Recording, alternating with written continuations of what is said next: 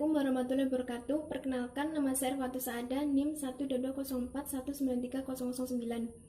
Di sini saya akan menjelaskan mengenai teori belajar dan perubahan paradigma belajar. Teori belajar. Menurut Waller, teori belajar dapat dipahami sebagai prinsip umum atau kumpulan prinsip yang di dalamnya menjelaskan mengenai fakta atau fenomena-fenomena yang berkaitan dengan peristiwa belajar. Semua teori, termasuk teori belajar, memiliki 4 fungsi.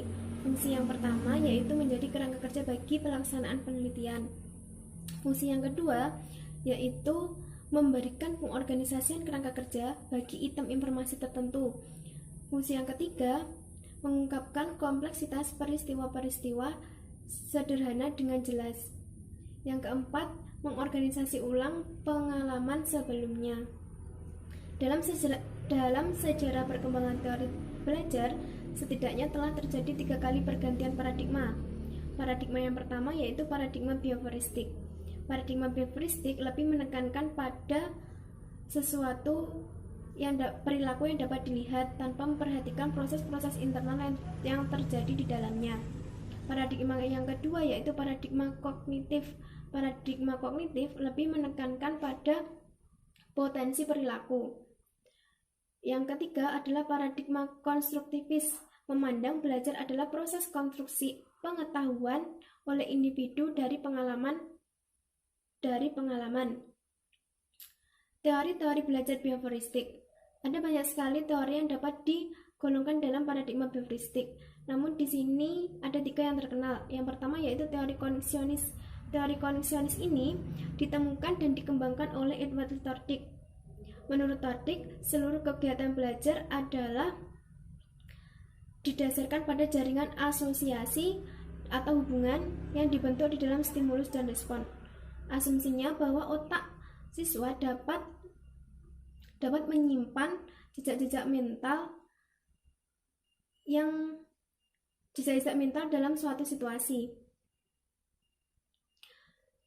Tordick juga membuat 3 rumusan hukum belajar. Yang pertama yaitu law of readiness atau hukum kesiapan. Maksudnya adalah belajar harus dengan kesiapan oleh individu. Karena jika individu itu siap, maka hasilnya akan memuaskan. Namun jika individu itu tidak siap, maka yang diperoleh adalah kegagalan. Dan kegagalan tersebut dapat memicu adanya frustasi. Oleh sebab itu, sekolah tidak dapat memaksa siswanya untuk belajar jika mereka tidak siap, baik itu secara psikologis maupun secara biologis. Yang kedua yaitu law of exercise atau hukum latihan. Perilaku belajar terjadi akibat adanya hubungan antara stimulus dan respon. Jika terjadi beberapa latihan, maka hubungan antara stimulus dan respon akan semakin kuat. Namun sebaliknya, jika tidak terjadi latihan selama beberapa waktu, maka hubungan itu akan melemah. Implikasinya dalam proses pembelajaran, guru perlu memberikan latihan sebanyak mungkin agar tujuan pembelajaran dapat tercapai. Namun setelah tahun 1930, Tordick kembali merevisi hukum ini karena menurutnya latihan saja tidak cukup jika tidak diimbangi dengan reward atau hadiah dan juga punishment atau hukuman. Yang ketiga adalah law of effect atau hukum efek. Jika sebuah respon menghasilkan efek yang menyenangkan, maka hubungan antara stimulus dan respon akan semakin kuat. Dalam implikasinya dalam pembelajaran adalah guru perlu memberikan reward atau hadiah bagi perilaku positif siswa. Namun sebaliknya, jika siswa tersebut melakukan perilaku negatif, perlu diberikan hukuman. Namun pada tahun 1930, Tordick kembali lagi merevisi hukum ini karena menurutnya hadiah lebih besar pengaruhnya daripada hukuman. Meskipun Tordick telah berusaha semaksimal mungkin untuk menyempurnakan teori ini, pada kenyataannya masih terdapat beberapa kelemahan, yaitu teori ini lebih menekankan bagaimana guru mengatur belajar siswa, bukannya malah mengatur bagaimana siswa itu belajar. Tetapi pada kenyataannya, saat ini masih banyak sekali guru yang menggunakan teori-teori Tordick dalam proses pembelajaran. Rizky Ayu Rahmaningsih dari TMT 3A. Di sini saya akan sedikit menjelaskan tentang salah satu teori belajar behavior, yaitu teori classical conditioning. Teori classical conditioning. Teori classical conditioning atau pengkondisian klasik adalah proses di mana satu stimulus atau rangsangan yang awalnya tidak memunculkan respon tertentu diasosiasikan dengan stimulus kedua yang dapat memunculkan. Hasilnya, stimulus pertama pun dapat memunculkan respon. Teori classical conditioning berkembang berdasarkan eksperimen yang dilakukan oleh Ivan Pavlov. Dalam eksperimennya, Pavlov menggunakan anjing untuk mengetahui bagaimana refleks bersyarat terbentuk dengan adanya hubungan antara conditioned stimulus atau CS, unconditioned stimulus atau UCS, dan conditioned response atau CR. Untuk memahami eksperimen-eksperimen Pavlov, perlu terlebih dahulu dipahami beberapa pengertian pokok yang bisa digunakan dalam teori Pavlov sebagai unsur dalam eksperimennya. Yang pertama yaitu stimulus tidak terkondisi atau UCS, yaitu suatu rangsangan yang memang secara alami, secara wajar dapat menimbulkan respon pada organisme. Contohnya, makanan yang dapat menimbulkan keluarnya air liur pada anjing. Yang kedua yaitu stimulus terkondisi atau CS, yaitu suatu rangsangan yang bersifat netral yang tidak menimbulkan respon dipasangkan dengan stimulus tak terkondisi atau UCS. Contohnya, bunyi bel adalah stimulus netral yang dipasangkan dengan stimulus tidak terkondisikan berupa makanan. Yang ketiga yaitu respon tidak terkondisi atau UCR, yaitu refleks alami yang ditimbulkan secara otomatis atau dengan sendirinya. Contohnya, mengeluarkan air liur. Yang keempat yaitu respon terkondisi atau CR, refleks yang dipelajari dan muncul akibat dari penggabungan CS dan UCS. Contohnya, keluarnya air liur akibat penggabungan bunyi bel dengan makanan. Pada eksperimen Pavlov, sebelum dilakukannya pengkondisian, respon anjing terhadap makanan adalah respon otomatis, yaitu anjing mengeluarkan air liurnya. Tetapi respon anjing terhadap bunyi bel adalah tidak mengeluarkan respon apa-apa. Tujuan Pavlov dalam eksperimen ini adalah memunculkan respon pada saat anjing mendengar bunyi bel. Maka Pavlov mengasosiasikan makanan dengan bunyi bel. Saat pengasosiasian, ternyata anjing mengeluarkan respon berupa air liur saat mendengar bunyi bel dan melihat makanan. Asosiasi ini dilakukan berkali-kali, sehingga pada akhirnya anjing mengeluarkan respon ketika mendengar bunyi bel karena berpikir akan ada makanan setelah bunyi bel tersebut. Hasil-hasil dari eksperimen Pavlov tersebut ternyata sangat berguna bagi pengembangan teori belajar, karena jika diambil kesimpulan yang bertitik tolak dari asumsi eksperimen Pavlov adalah bahwa dengan menggunakan rangsangan-rangsangan tertentu, perilaku manusia dapat berubah sesuai dengan apa yang diinginkan. Contoh penerapan classical conditioning dalam pelaksanaan pembelajaran.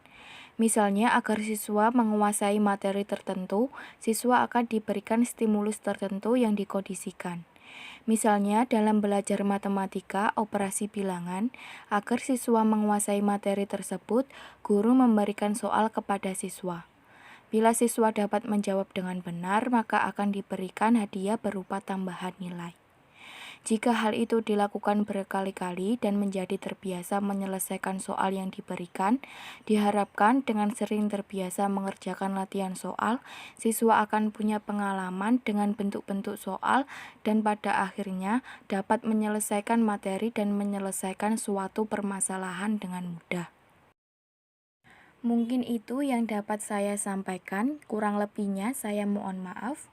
Sekian dan terima kasih. Wassalamualaikum warahmatullahi wabarakatuh.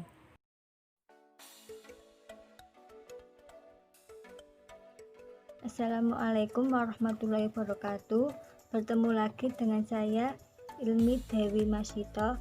Dalam video kali ini saya akan menjelaskan tentang teori operan conditioning.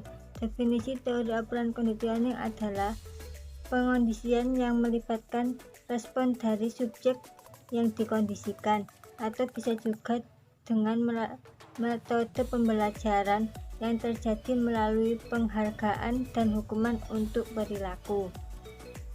Sejarah teori operan conditioning. Teori ini dikemukakan oleh B.F. Skinner pada tahun 1939 menggunakan eksperimen yang berupa yang biasa disebut dengan Skinner box, yaitu memasukkan tikus yang kelaparan dalam sebuah box sehingga bisa melihat bagaimana respon dari tikus tersebut. Dalam teori operan conditioning, di sini ada dua pengondisian, yaitu yang pertama penguatan dan yang kedua hukuman. Penguatan adalah konsekuensi yang meningkat probabilitas bahwa suatu perilaku akan terjadi. Skinner membagi menjadi dua, yaitu penguatan positif dan penguatan negatif. Penguatan positif adalah penguatan berdasarkan prinsip bahwa frekuensi respon meningkat dengan diikuti stimulus yang mendukung, seperti memberi hadiah, bertepuk tangan, ataupun yang lain. Yang kedua yaitu penguatan negatif. Penguatan negatif adalah penguatan berdasarkan prinsip bahwa frekuensi respon meningkat karena diikuti dengan penghilangan stimulus yang merugikan, seperti menunda memberi penghargaan atau memberi tugas tambahan dan yang lainnya. Yang kedua adalah hukuman. Hukuman adalah konsekuensi yang menurunkan probabilitas terjadinya suatu perilaku atau apa saja yang menyebabkan sesuatu respon atau tingkah laku menjadi berkurang dan bahkan langsung dihilangkan atau dihapuskan. Beberapa pengaplikasian teori belajar Skinner dalam pembelajaran.